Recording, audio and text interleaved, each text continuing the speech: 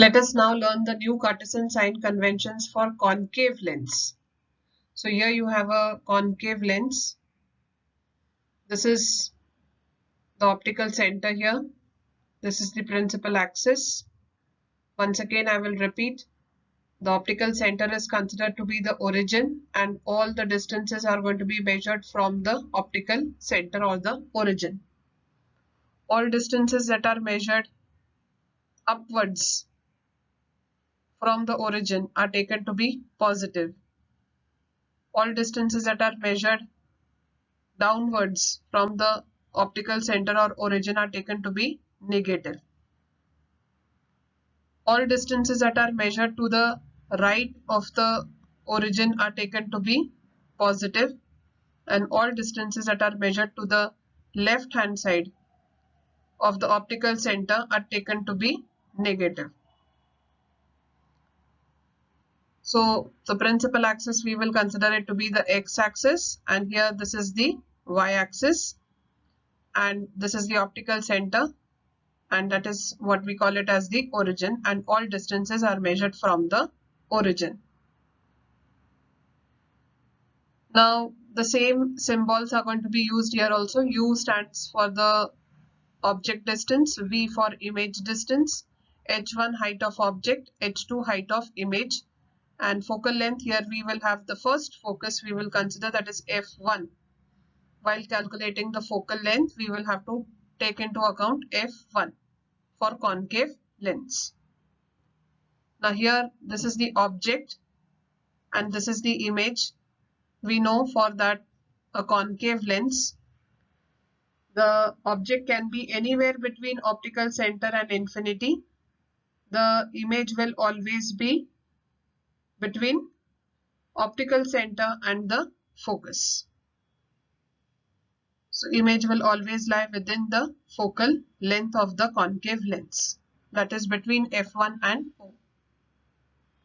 So if I have to measure the object distance, I will measure from the origin here and I will reach till this point. All the numbers on this side are negative, and hence object distance for concave lens is negative. Now I will measure the image distance. From origin I will reach at this point. Here I have the image. Again I am going towards the left side. So all numbers are negative, and so the image distance is also negative for a concave lens. Secondly, height of the object. The object is always kept on the left hand side. Rays of light are always incident from the left hand side, and all distances that are perpendicular to the principal axis and measured upwards are positive. So if I have to measure the height of the object, this is what I'm going to measure, upward direction. So it will be positive. So height of the object is positive. The object is always kept upright on the principal axis. It is never upside down. So it is always going to be positive. Then height of image. Again, image is virtual always. So it is on the principal axis on the same side where the object is. So again I will measure perpendicular to the principal axis and upwards. So again it will be positive. So height of image will be positive. And lastly, focal length, that is f1, is negative, because I will measure from the optical center till f1 on the left hand side of the optical center.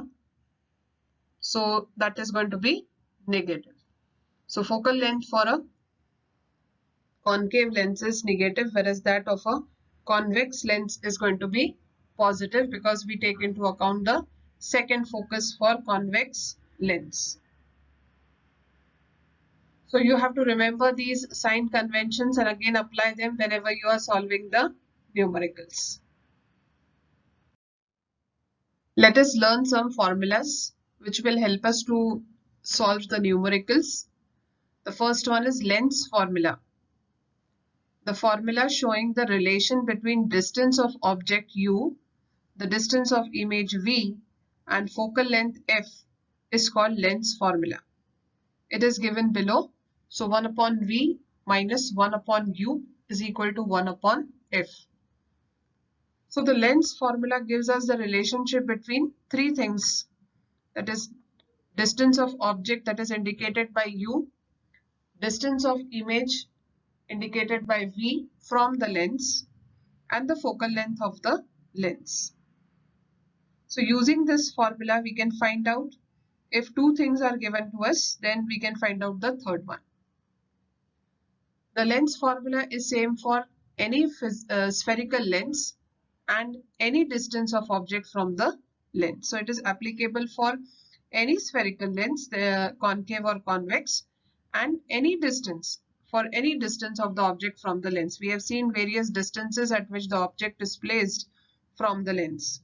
So it is true, this formula is true for any distance of the object from the lens. It is, however, necessary to use sign convention properly. So we have studied the Cartesian sign conventions for concave and convex lenses, and accordingly we have to make use of those sign conventions when we substitute the values of V, U and F. For example, focal length of convex lens is positive, but that of concave lens is negative. So if the focal length of concave lens is given in the numerical to be 5 centimeters, in that case you have to substitute the value of F to be minus 5. So accordingly you have to use the sign conventions, like object distance will always be negative. So using the proper sign conventions, we can use the formula to find out either V, U or F. The second formula that we need to learn is magnification. The magnification due to a lens is the ratio of height of image H2 to the height of the object H1. Now we have drawn the 6 ray diagrams for convex lenses, and you have seen that how the object is placed at different distances from the lens, and as the object is brought closer to the lens, the image goes further and further away and it even gets enlarged. So how do we compare the size of the object with that of the image? So for that we have the magnification, and it is given as the ratio of height of image to the height of object. So magnification is equal to height of image upon height of object, that is M, that is standing for magnification, is equal to H2 upon H1. H2 is height of image, H1 is height of object. The magnification due to lens is also related to the distance of the object U and that of the image V from the lens. So in that case, magnification can even be given as distance of the image upon distance of the object, that is M is equal to V upon U. Now for magnification produced by convex lenses. A convex lens can form virtual as well as real images. So the magnification produced by a convex lens can be either positive or negative. Magnification will be positive for virtual image and negative for real image. Now we can have three possibilities. We have seen in the ray diagrams that image can be larger than the object, that is magnified.